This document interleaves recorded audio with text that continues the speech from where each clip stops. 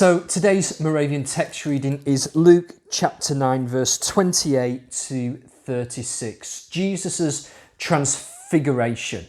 That's an unusual word, isn't it? Transfiguration, not one you'd used in day-to-day language. But put simply, when it says Jesus' face, his appearance changed, that word changed is the Greek word metamorphosis, a supernatural, sudden, unexpected transformation, transfiguring. And that's exactly what we see here in this unusual passage. So Jesus has taken his three closest disciples up the mountain, Mount Hermon, to pray.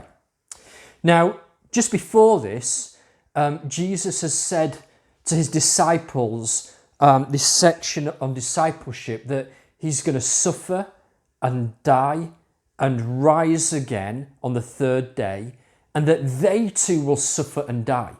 But they're not going to die, even though it feels imminent for them, the conflict. They're not going to die until they've seen his glory. In other words, they're not going to die until they've seen him for who he really is, because that's what glory means. A revealing, a experiencing of God's nature, who he is. Jesus also has identified some common misbeliefs and misunderstandings going on around him, that he might be Moses or Elijah. If you remember yesterday's reading, the reading the day before, Herod getting John and Jesus and Elijah confused. So this encounter on the mountain in the cloud gives his disciples and those first believers who would read Luke's gospel a powerful glimpse into Jesus' true identity, his glory, at a time before his death and resurrection and ascension, because it all makes sense retrospectively. Now, this was not the first time that Moses and Elijah had encountered Jesus on a mountain. And by the way, notice that I'm saying it's not Jesus meeting Moses and Elijah. This is Moses and Elijah encountering Jesus. That is a big difference. Moses had gone up Mount Sinai and encountered Yahweh, the triune God Jesus, in the cloud when he received the law, the Torah. And Elijah had encountered Jesus on Mount Horeb in that still small voice.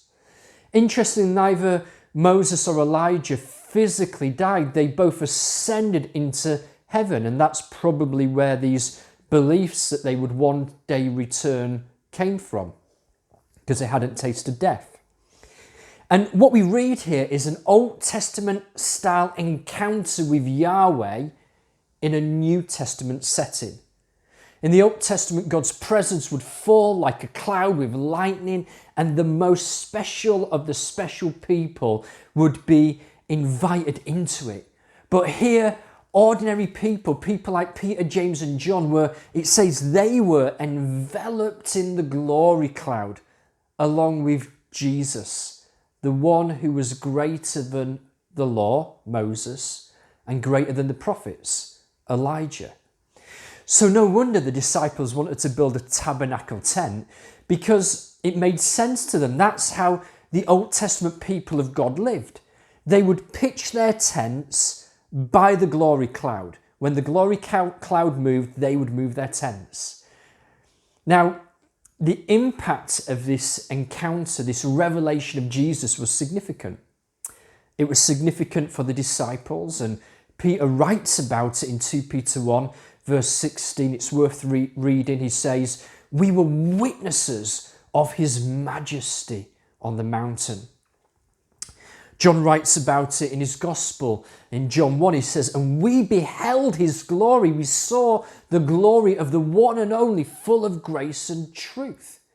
And notice what Luke says in verse 32. It says, "They saw his glory." It was Jesus' glory on the mountain revealed. And the event was significant for Jesus, because in a very real sense, Jesus, now as he will come down the mountain, he begins his journey to the cross, glory and suffering forever interwoven. And the event was significant for the earliest church and for us as believers ever since, because it helps us to see more clearly who Jesus is. One who is greater than any who had gone before. One who is fully human and yet fully God, pre-existent.